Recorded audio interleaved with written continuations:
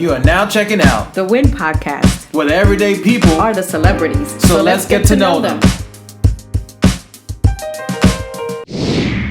Can't really define myself, like, because I think human beings, this might sound like philosophical or whatever, but I feel like human beings are much more than just like titles and labels. Like, I feel like we're all a little bit of everything.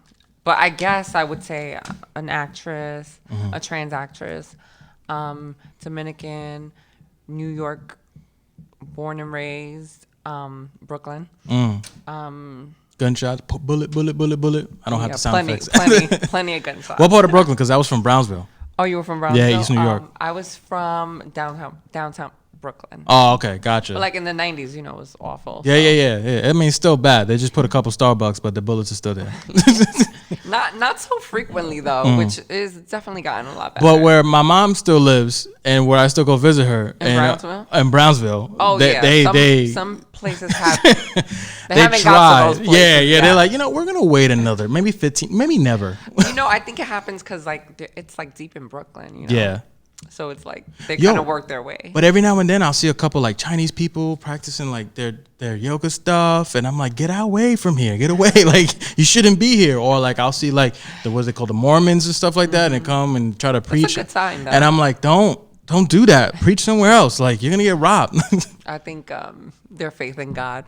Yeah, that's true. Protect But damn well they're like, I don't think this Bible. They were a little shook. This Bible ain't gonna protect us. So we just talk to one person, and we tell the person like, yeah, we talk to everyone. They good. Yeah, actually, I did have Mormons come like years ago when I was living in my parents' apartment, and Mormons came to the house. I was like, oh, that's really interesting. So when did this passion for acting started? Was it in your childhood or? It was always something that I wanted to do. Like acting was always something that I wanted to do. I even told my mom, I was like, when I was like 7, I was like, I want to act. Because we did a school play, and I ended up getting the lead in the play, and I was like, oh, this is fun. I actually like it.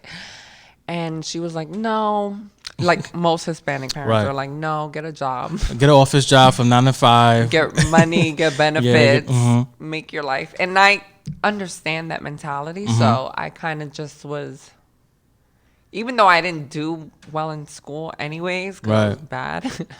But I got what she was saying. So I didn't pursue acting until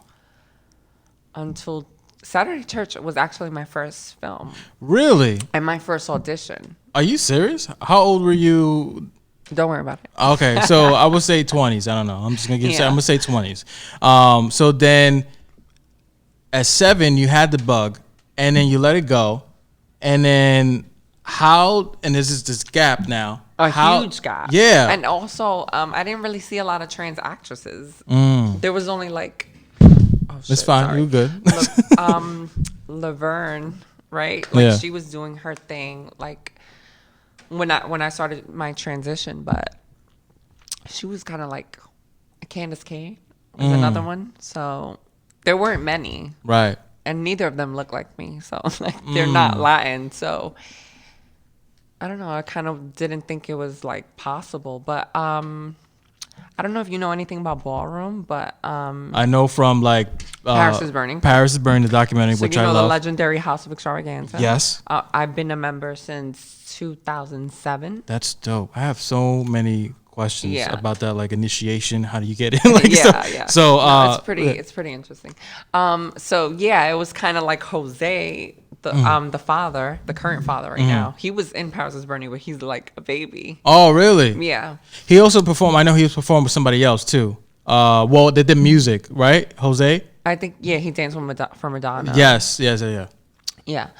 And he's actually the one who told me about the Saturday Church audition because that movie is kind of like has like the ballroom elements in there as well.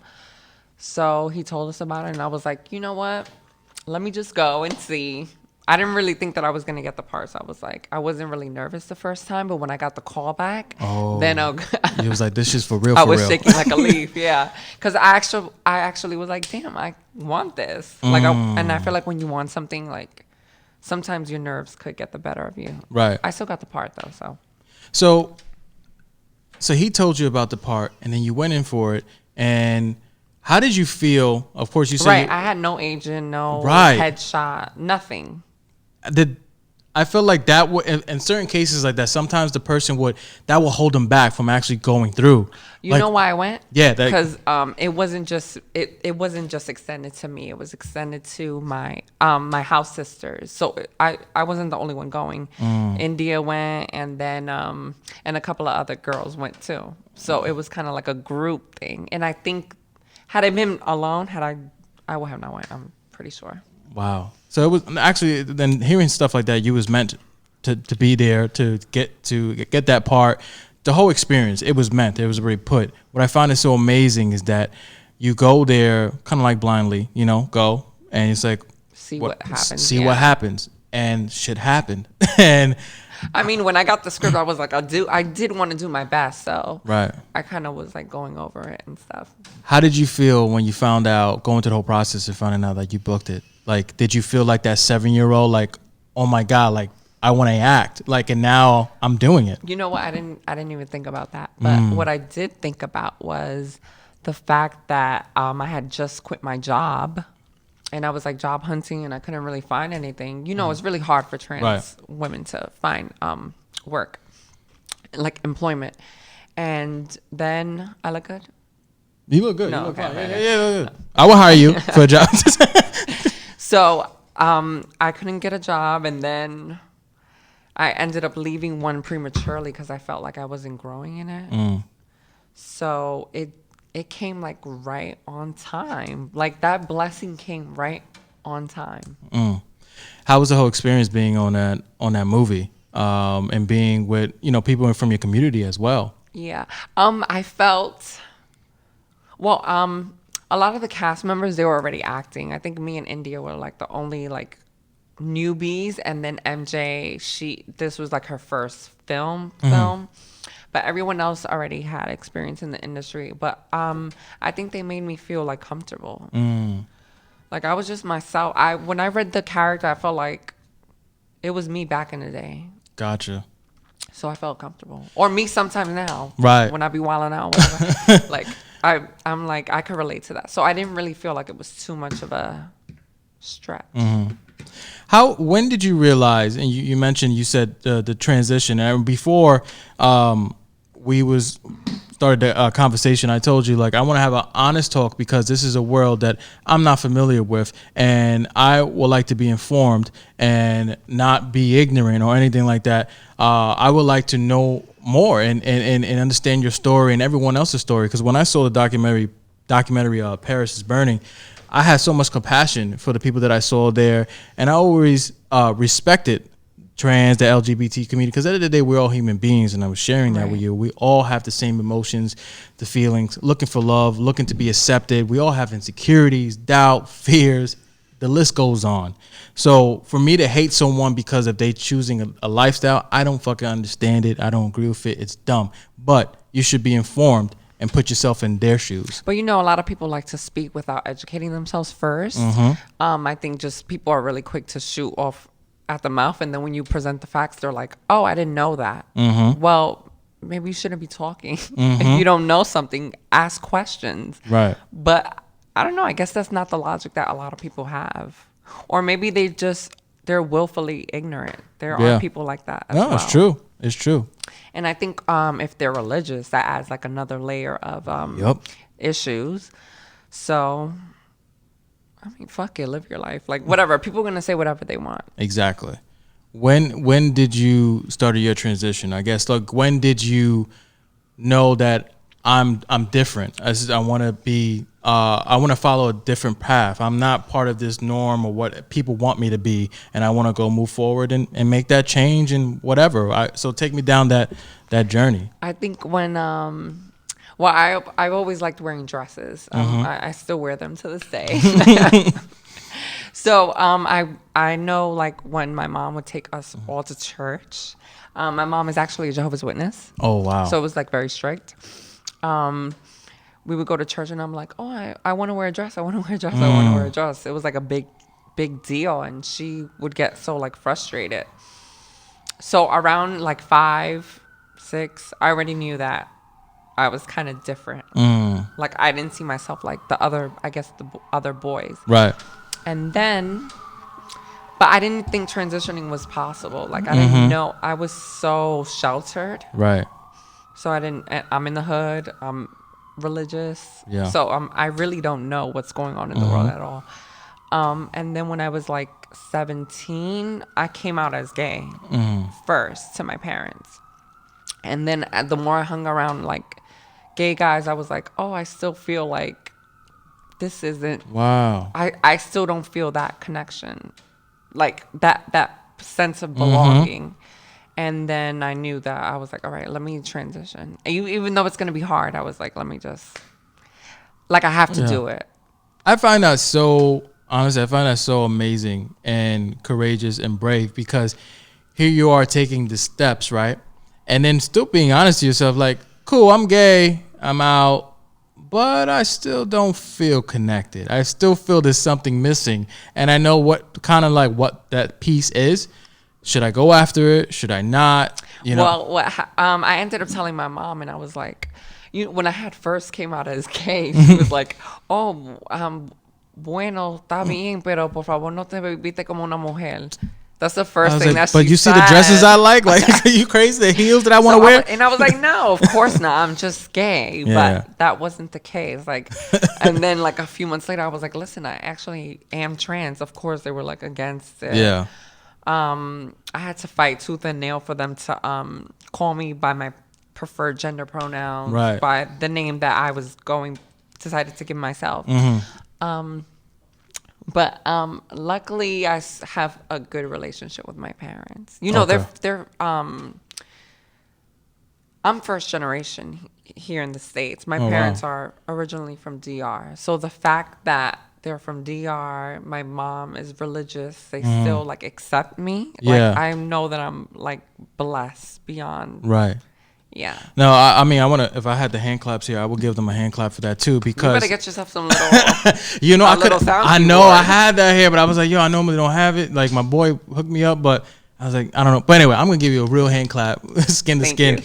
I think that's so awesome about your parents too, where of course, with any parents, they don't know about the world and stuff like that. Right. And they're going to have their own thing because they're not from that. You know, they grew up differently and stuff like that. Right. And I just want to say to whoever's listening that it wasn't peaches and cream at the beginning. It was, it was a struggle. So I think you just have to have patience with your parents too, because like they know you one way all your life. Right. And then you're someone else and still the same person, but you're living a brand new life. I think it's a huge adjustment, not only for yourself, but for everyone around you. And how did you adjust to yourself now? And in that moment, you did the transition, and I would imagine it's almost like a dream come true, like almost like.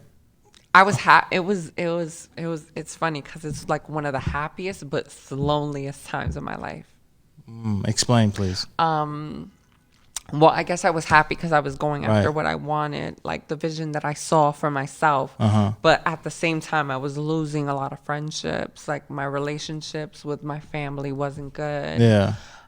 So it's like lonely. Like it's like a major change. I find that's hearing stuff like that. Like, I'm sorry, it just annoys me because it's like I understand, like, but you can't. It's at the end of the day, it's a human being. You can't just leave them out there. But listen, there. if you decide like, oh, I'm gonna become a doctor, right? That's still a transition, and there's still people that are gonna switch up on you because now your focus is elsewhere, your mentality is elsewhere. But it's not as the same thing. But you understand what I'm saying, like. But what I'm trying to say too is just like, okay, I'm just gonna put myself in the shoes. If I knew you before the transition, and at the end of the day, what connected me to you was your personality, good heart, jokes. We were doing ratchet stuff in Brooklyn, like whatever. Like I'm like at the end of the day, yeah, you're changing your physical and whatever body that you want. I'm like. It's whatever. I'm like, but I think it's easier. It's like because I still fell in love with the friendship and the person you are inside. Now, would have been right, but how many real friends do you really have in this life? Right, and what I will say is that let's say this happens in my teenager years, right? Would I be a little uncomfortable with what my boy's gonna think? Yes. Because I'm like, they're probably gonna joke on me, blah blah blah. But at the end of the day, I'm not gonna hate you, and I'm not gonna like get away from me. I'm still gonna like show you love. But that's something that's a rare quality because not everybody's gonna take on the drama that you're facing. Right. They're not gonna put themselves in the fire for you unless they really care about you.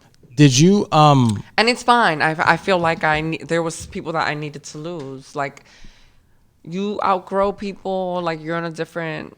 Also, it's like, say we know each other like before, like, all right, say we were friends, whatever. And then I transition and now you're seeing all these guys around me and they're hitting on me and it might be odd to you. It might be, you probably don't know how to process that. Right. And then maybe you make a comment, but that's just not because you're ignorant, but just because you don't know. And then it bothers me. And then we get into an argument over it. It's like, gotcha. Shit happens, you know? And if it's meant to be, the friendship will survive, I feel. Two things that I noticed from you already is that you seem to, because you've been in it and you see the ins and outs of being in that world, is that you seem to have, you don't, in a sense, have hate for those people that think that way. Like, you still have compassion towards them in a sense. It's like, well, because you're ignorant and you're not allowing yourself to see more. And it's like, I don't feel the sense of, like a nastiness to them, because even when I could put myself in those situations, you're quick to correct me. It was like, but wait, you got to think about X, Y, and Z. And I love that. Yeah. No, I love that about you, because you could easily, fuck them, they stupid, but like, you know, but you're like, yeah, you're right, but also think about this. And I think that's so amazing about you. Even though, which is also probably a tough thing to come in terms with, was to see someone from else's ignorant eyes. Yeah, exactly. Putting yourself in someone else's shoes. Yeah. But I just feel like anybody could be ignorant. Just because you're trans does not make you not ignorant. Like, or because you're gay. I met plenty of gay ignorant people. That's mind-boggling to me too, because I'm like, you guys all, like, I would say, in the community, the family. You know what I'm saying? But it's really not, though. But I guess it is in the sense like, all right, fine, we're all trying to fight for each other. But it's like the trans community was kind of like left behind. We're like the last to come. We're still like trying to make strides. Like, I feel like, okay, now we have opportunities to do certain things that we couldn't do before. But in the same breath, okay, yeah, maybe I have some privilege right now because, okay, I'm on a television show, or I feel like I'm passable, or you understand? Like, you get certain privileges, but it's not always there's a lot of other people that are not getting those privileges. Gotcha. I also have the privilege of living in New York City. Maybe somebody in another state is having a really hard time. So, who was your family now that you went to in those moments where you felt lonely? Did you build a circle of friends that you could trust that was sharing similar stories, or maybe not really? I definitely did. I honestly don't think people can survive on their own. I think we need people. As much as people want to say that they don't need nobody, but you do. I met, actually, when it took me a long time to graduate high school because I was cutting all the time. But you still did it, being though. terrible. But I did it, exactly. But my principal was actually trans. In that alternative high school. Like, she was the only trans person on the staff, and I was the only trans student at one point in time. And I think she definitely gave me, like, good advice. What was the advice? Just to, like, not give up, like, to be strong. Like, if it's something that you want, then just do it. Like, things will get better. And they do. Right. I think that was, like, cliche, but it, like, simple. No, but absolutely. It's the truth. It's the truth, and it's something that you need to hear for your journey, and still going on. I mean, they all said I had a terrible attitude, but I was going through a lot. Well, so, obviously, I was, like... When did that, I guess, started to change in a sense? Like, what was some things you was going through that was so much, and then It was so much because when I first started transitioning, like where I lived, like people were giving me drama. Yeah. Like, I'm just trying to go to school, like, but you're making it so difficult for me, like, and I can imagine how it is for the kids now. I feel like they do have it a little easier than what I had it, or the previous generations have had it.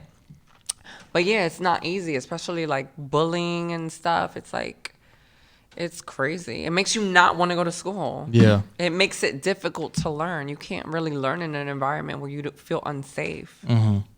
So I think that was what I was going through. Not that I ever felt unsafe, because I don't play that. right. Like, I feel like most trans people, like, they're ready. right. Just because you have to learn how to be that way, because if not, how are you going to survive, You're facing so many obstacles, so much ignorance from people that don't even know you.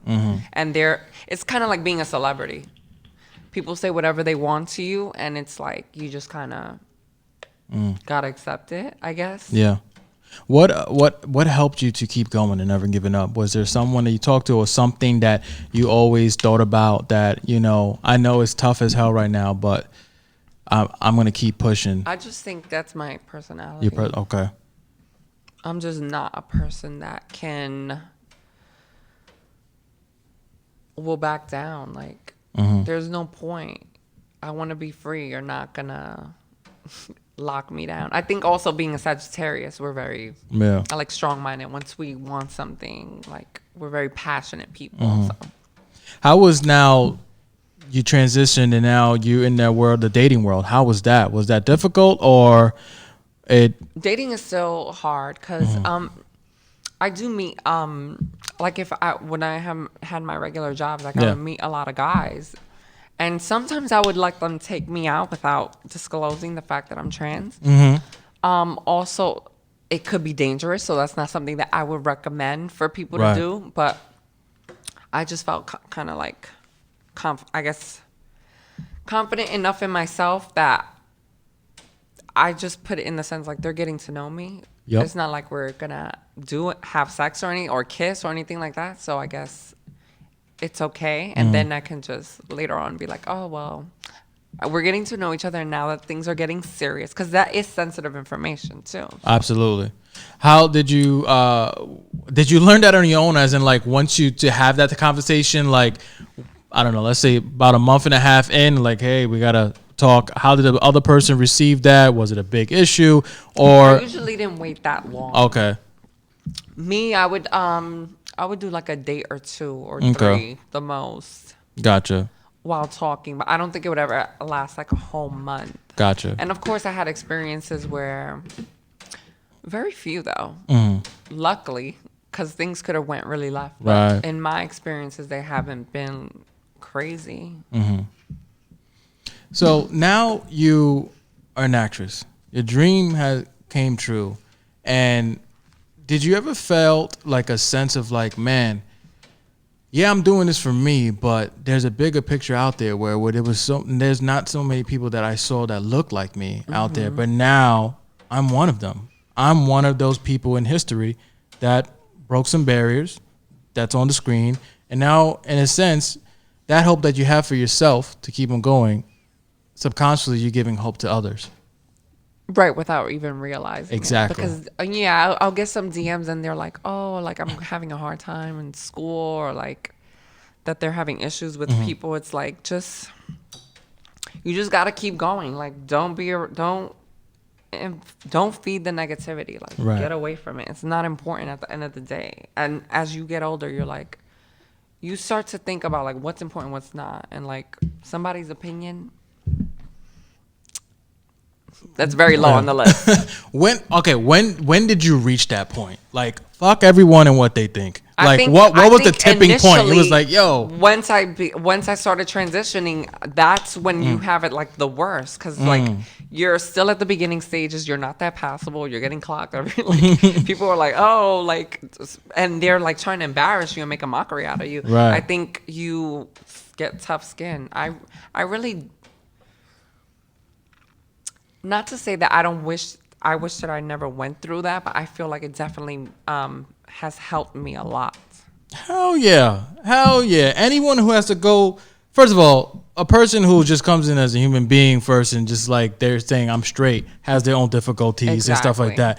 On top of that, you chose a journey that's even more difficult, and hell yeah, it taught you lessons. So you absolutely had the gifts of courage, never giving up, motivation, believing in yourself, and still embracing a lot of things, the dark side of it that came with that. And for you to be here right now, it's a blessing. It shows who you are, you know, because you can look back. I will hope so. You can look back on your life as of right now to back then. And I would imagine that you could be proud and be happy that you continue on and never give up. Because me hearing it, I'm happy for you, right? You. So I'm like, that's dope. Yeah, I think I'm proud. I'm definitely proud of like the person that I've become, like how much. But I feel like you never stop working on yourself. Right. So I feel like I'm still, like you learn something new every decade of your life. So, or even every day. If you every day. Yeah, exactly. So I'm just like in my journey of like learning what it is that I need to have a happy life or just stay in those happy emotions. I feel like if you're happy, it definitely, like you're thinking optimistically, it definitely helps you get further. So now this Saturday church, your dream came true. You're celebrating. It's awesome. I didn't think of it like a dream. Really? I thought of it kind of like, okay, maybe this is a fluke. You understand what I'm saying? Because it was just so crazy, right? Like it was like so out of the blue for me. So it kind of felt like, okay, is this real? Is this gonna continue? Mm-hmm. But you can't say that because then where it's leading to, and then now you on pose. Yeah. So like that was another dream. Yeah. So I felt like, maybe it wasn't a fluke. Maybe these things needed to happen. Right. I just want to be successful, and by that definition, I just mean like able to take care of myself, my family, and be happy. Mm-hmm. Like it could be in acting. Maybe you don't know where the world is gonna take you. You don't know what each day is gonna bring. So I feel like I'm just like grateful and appreciative for what I have, but I'm ready for more. Mm. And that's a great natural hunger to have, because you're not just like settling for what you have accomplished. You want to keep on going and learning and growing, getting better. Learning new things, doing new things, having new experiences. I think it's important it's just important. Mm. How was it now working on the show for Pose and like booking that and now like this is not a fluke, I'm actually good. Book something, yeah. You know, like, this is the second something time. else, yeah. It was when I kept getting like these little parts that I felt like were not for me, and even now I'm still getting parts that I feel like aren't necessarily for me. Mm-hmm. But when I read the breakdown for Aphrodite, I was like, they must know who I am when they wrote this breakdown, because that's how much it clicked with me. And I was like, okay, I'm gonna do this. If I get this, then I'll keep acting, but if not, I think I may just walk away. Oh, wow. Yeah, I was kind of thinking like, because it already had been a whole year. And honestly, there's not a lot of trans roles anyway. So it's not like the work is super consistent. And then it's like a lot of the scripts, they only focus on the beginning part of your transition. Okay, what about the girls that are already well into their transition? Why are we not talking about that? Why is that not being discussed? And I feel like Aphrodite was perfect because she already had her SRS. Obviously, she's well into her transition, so I feel like it was meant for me. Now, was the when you was on set, did it feel similar to like Saturday Church, as in like comfortable?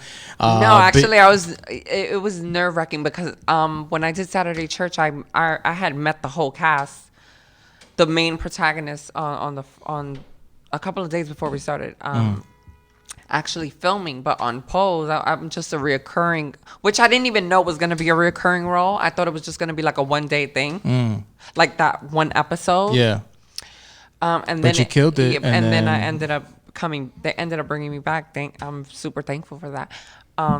So I was nervous. Right. I'm not gonna lie. I'm naturally a nervous person. I Well, feel like yeah, but I look at that as like just means you excitement. care. It's energy. Yeah, Yeah, it's exactly. It's like excitement. adrenaline. Yeah, if you didn't have that, then this dangerous. I feel, because then like you're one, you're taking this for granted, and two, it's not something that you really care about. So why are you even there? Right, I stopped looking at it as like 'cause Something bad, Right. yeah. We used to usually look at nervousness equals negative. Oh, I'm not supposed to have this. But I'm like, no, I start teaching myself that it's free energy for me to use. I'm about to do some dope shit. This is not like behind a computer screen, because I don't get nervous behind a computer screen. I'm just like, oh, I'm at work. Yeah, I was like, even if this is the last day that I'm here on set, there was a blizzard storm, and I was like, oh fuck. Damn. I was kind of hoping like that they canceled. Right. But I get those feelings sometimes too. I was like, I know what Yeah, you I was mean. like, but whatever. I ended up going. Yeah. And it was great. At first, I was nervous, and then I met Ryan. He was very serious, Yeah, very yeah. like, all right, we got to get this done.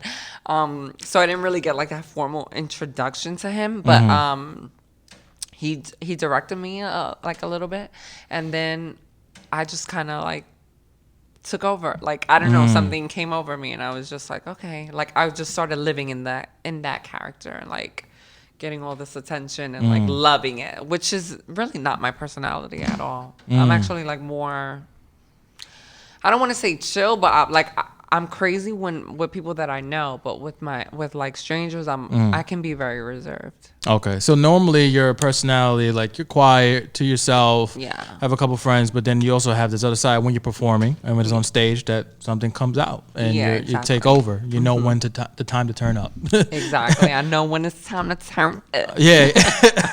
So you mentioned because that takes part of in the ballroom scene with voguing and the houses and stuff like that, and you was part of that, correct? How was that experience for you, and what was the process to be in there? Because when I saw something like the Paris is Burning, what I mentioned was it was a community, it was a family. Right. You come in, That's the reason hugs, why I joined. you know. I joined. I felt like it was good to be around people that were like me. And you know, the House of Extravaganza is a predominantly Hispanic house, which is probably one of the only ones in the ballroom scene. So I think I just wanted the whole like family,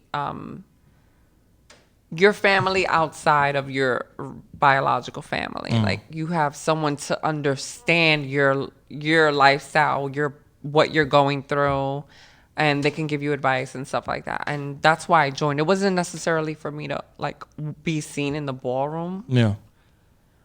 even though I feel like it's changed now, because now it's like so visible. So I feel like a lot of people are just in it not for the family For aspect the likes. anymore. Now it's just more for like the attention, which kind of ruins Right. something special. But don't tell nobody I said that. What do you look for? Because you mentioned you would get some material to play characters, and some stuff you're like, nah. So what do you look for when you're looking for projects? What is something that speaks to you that like you make the call? This is it. I think when they have okay, see, so like I'm like, usually when I get scripts where it's like the person is being misgendered, that doesn't really happen to me. So I feel like, okay, is that going to translate on camera? Like, is it going to be believable if somebody misgenders me on camera? Like, so that kind of makes me feel like I'm, okay, this could be my own belief. Right. Not to say that it's true. Maybe I could be wrong. Maybe there are plenty of people that may think, oh, no, she's not passable. But it's, in my eyes, I don't see it that way. Just from my experience, my daily experiences. Like, I could walk anywhere, everywhere, and be fine. Right. Like, I feel like I have that privilege. So when I see that on a script, I'm already kind of like, okay, maybe this is probably not going to work, but I feel like it's still important to go so Gotcha. they can see what you can do, and then maybe if there's another role that you fit better, Well, yeah. they'll cast you in it. Yeah, I feel like you're looking for the truth within you in the script, something that you can pull off, that you connect to. Right, and initially I went in to read on Pose. I went in to read for MJ's part. Oh, okay. For Blanca, which I didn't feel like, judging from the breakdown of the thing, I just felt like, no, I don't think it's for me. Just reading it, I was like it just didn't sound right for me. But you know, MJ's amazing, and she killed it in that role, so she deserves that. And when I read the breakdown for Aphrodite, then I was like, okay, this is more my speed. Like, I think where I'm at now in life. Yeah. That is so okay. That I'm gonna give you more kudos. That is so amazing about you, is that you're just not in a position, right, to take these parts just to take them, right? Because it's like, because I want to do it. I want to be out there. You're honest with yourself to be like, can I bring truth to this? Is this connecting to me? That's one. Two, I'm just not going to lie to myself and like, yeah, this is a great part, knowing that, like, no, it's not. It's a great part, but not for me. Right. You know what I'm saying? Like, right, because you're not going to be able to fit every role that you get unless you're like a certain kind of actor that's, you're like making box office bank. Then they'll tweak shit for you, and they'll find ways because they know that you're a moneymaker. But when you're trans and you're like at the beginning of your career, mind you, there's like so little parts, and like there's more and more trans actresses coming out. It's like, it's really competitive. No, but what I like about that is that it's a great quality and great tool to have as an actress, right? And this is something that you was going to give up on. You didn't go to school, you wasn't taught these things. You automatically, from living through your life and experience, is like, I believe you was an actor and an actress in a past life, so you carry these qualities that automatically it connects to you. There's like, I can't make justice to this, but someone else can. But I'm looking for something that can fulfill my soul and my part that was true to me, and a part I can play, a part of my life. And I think that's so awesome. Where there's people going for everything and anything because they don't see themselves on screen, or there are a lot of other things that will fulfill that just to go after it, or just to say, yeah, I auditioned for that part. You know what I'm saying? And tell people. What is the message that you want to people to get from the work that you do, from Saturday Church, Pose? What is something that you want to leave hoping in their minds once they watch films like that or shows like that? I think it's more so towards my trans brothers and sisters. I just want them to continue living their life as who they are. Like, don't just being your truth and live that, and be happy about it and proud of it, and things will come to you. Things that belong to you will come to you, yeah. So now, Alexia, we got to know you about your whole life, and I want to thank you again. We're not over yet. You ain't know my whole life? Nah. But what?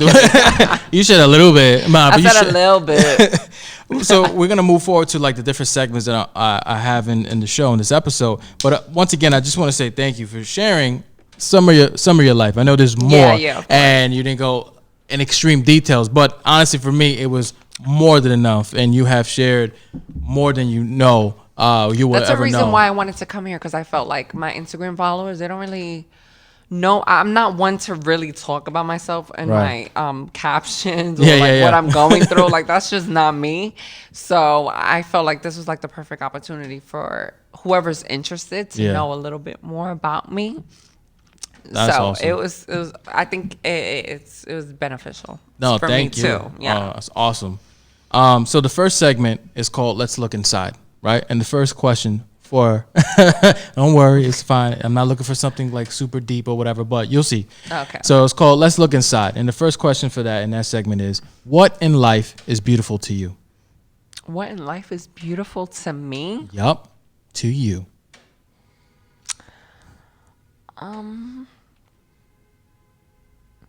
I think children's carefree, wondrous attitude. Like, I love that. I feel like everybody should nurture their inner child. Like, how they play so freely without any of, like, as you get older, all the all the shit that you have to deal with as you get older. But yeah, I love that like naiveness, but it's kind of like good. It's like, Right. yeah. But they're free and open. Yeah, And exactly. Free and open. that's Not how we come into this world, and then the world comes and layer all this shit on top exactly. And sometimes it's stuff that we put on ourselves. of us. Family and ourselves too. Because like my spiritual teacher always says that we enter into this world pretty much like open, right? Nothing fresh, you know. Fresh. We are of course have a lot of gifts within ourselves and stuff like that, and we're open, but we learn from family, we learn from the world, we learn from society, and they start building these things on us. And all our greatness that we came with was no fears, no insecurities, and that. We just came ready to be to enjoy and see, yeah. No judgment. You could put a baby naked in Times Square and it'll be chilling. It's looking at you like, what are you looking at me for? You have the issue, right? You know what I'm saying? So, and then what something happens of when the world and society just puts all this bullshit on us, and now we lose our inner self. Yeah, that freedom. Yeah. It's And now we have beautiful. to like break down those bricks walls that to find ourselves again. But you know what? As we get old, like when we become really old, Mm-hmm. I feel like we kind of go back to being like children again, like Absolutely, babies. because we realize that But we're we shouldn't dying. wait so long because I guess it's true when they say youth is wasted on the young, Yeah. because like you're wasting your youth, like worrying about all this shit that doesn't even matter. But it's so true though, because why do you think all these moments happen when you're on your deathbed and stuff like that? I wish I would have did that. I wish Right, I would have that's done that. I should have did yeah. this. I should have did. And like, or people wait for a diagnosis to start living their life when I was talking to my friend the other day. I was like, we already have a diagnosis that we're going to die the moment we're born. So we already have a death borrowed sentence. time, yeah, yeah. we're already on borrowed time. And if like, how about we just look at every day as like maybe the last day that we'll be here? Because you just never know. Right, do what you want to do. Do what you feel you need to do. Mm-hmm. Don't wait. No point. So the second question for Let's Look Inside is, if we can pump the brakes on your life right now, what is something you will pay more attention to? Because you know, the hustle and bustle every day, going through life, you know, and sometimes we're so busy. So if we could pump the brakes on your life right now, what is something you will pay more attention to? Pump the brakes. Yeah, if you don't have no responsibilities, nothing, you know what I'm saying? You know, I kind of live my life very freely. I'm not a person that has a very structured life, and I'm not super busy right now. Yeah. So I do enjoy my leisure time. I don't want to call myself lazy because I don't think I'm lazy. When I Right. need to work, I work. But I definitely know how to make the most of my downtime. So it's not something that, well, you said you Yeah, I have don't the time need to pump. I don't need to Right. pump. No breaks. If anything, I might need to to get a move on it. I hear you. I hear you. Ain't nothing wrong with that. So segment number 2 is words from my spiritual teacher, Guru Enlightenment. And in this segment, I share some of her writings that she shared on Facebook, her books and stuff like that. And just to let you know, I usually tell people she's a spiritual teacher of mine that has been teaching me spirituality. Been a student of hers now for 6 years, freedom and independence, and knowing that you came here for a purpose and breaking free. And yeah, learning about from your life and growing from it. So, and this is from her book, and she wrote, "May you find the person within and connect. From here on," Wait, start again. she said, "May you find the person within and connect. From here on, your life will be easier and it will show you your way." How do you feel about that? Repeat it one more time. I'm sorry. No problem, no problem. Now, usually, before I repeat it again, I usually just open up the book, and whatever I see, I write it down. I don't specifically pick it for anyone. Okay. So, it says, "May you find the person within and connect. From here on, your life will be easier, and it will show you your way." What do I think about that? Yeah. I feel like it's basically saying like your true self. Like everybody has their true self, and we all wear masks that we present. Like no one's 100% like out there. I think it's just basically saying if you like connect with your real self, like your real wants, your real desires. Yeah. Like live in that space. You can probably like live a more honest life, and honesty brings you what you want. Yeah, I agree with you 1,000,000%, and I feel like it relates to your life. like 100%. Like what Yeah, you it shared, does, actually. what you shared today. You know, you had to really connect with yourself, and all these things was being thrown at you. But once you connected to yourself, you knew what was the true self to you. You know what you was tapping into, and you knew, yeah, it was a tough journey, but at the end of the day, you kept on going. And I thought that was so dope. And while doing that, it has shown your purpose, your way, and it's going to keep on showing you more, because from what I learned from you, you're very strong-spirited. You don't give up easily, and you're always going to be true to yourself. And I think those are great qualities that's going to show you even more as you continue on in your life, because it never stood you wrong. Everything brought you to where you need to be here, Right, and it right. happened for a reason. So you might cry because it's the end of the episode. She looked at me like, what? I am not messing up my makeup with no fucking tears. Ain't no tears in me. No, I'm kidding. I just want to say, Alexia, you know, one, from what you shared today, honestly, from human to human, I'm super proud of you. Like, you shared in this small amount of time a beautiful picture of what it is to keep going for something that you want. Being true to yourself, believing in yourself, coming out of darkness and never giving up. Yes, you went through the fire, but you're alive and you came out with lessons, better surroundings of people around you that actually truly care about you. I do want to mention one thing. Go ahead. You just messed me up. I'm going to have to I'm redo it. so sorry. I was into that shit, Yeah, man. you were My really fault. selling it.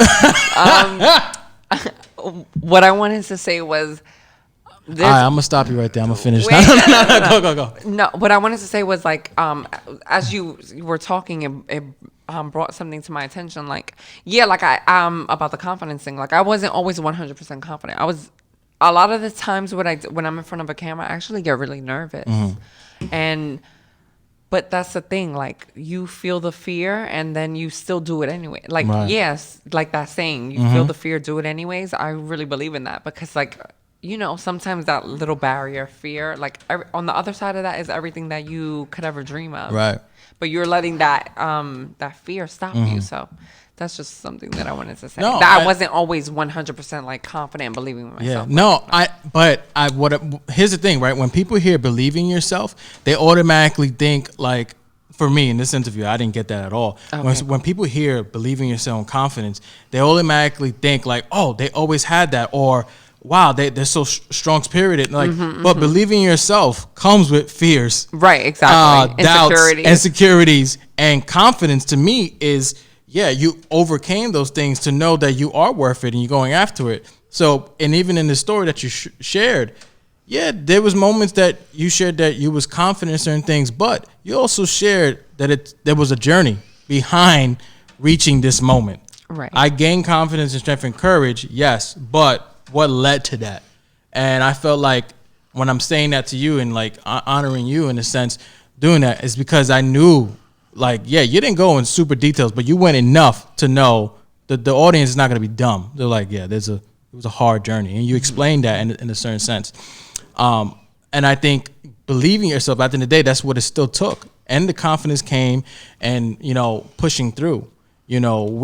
I feel we come when we're going after our dreams and goals and trying to find ourselves. We're battled with so many things that's already against us with society and within. And believing yourself is a process of facing the person in the mirror and embracing those insecurities and fears that you have. That's to me Exactly, what yeah. believing yourself is. And I just want to say thank you so much for doing this. I really, truly. Yeah, thank you for having me. Yeah, it was. I don't really honor. talk about myself, so like I like that it's kind of therapeutic for me. Because you're asking me questions about things I don't think about. You are now checking out The Win Podcast where the everyday people are the celebrities. So let's get to know them.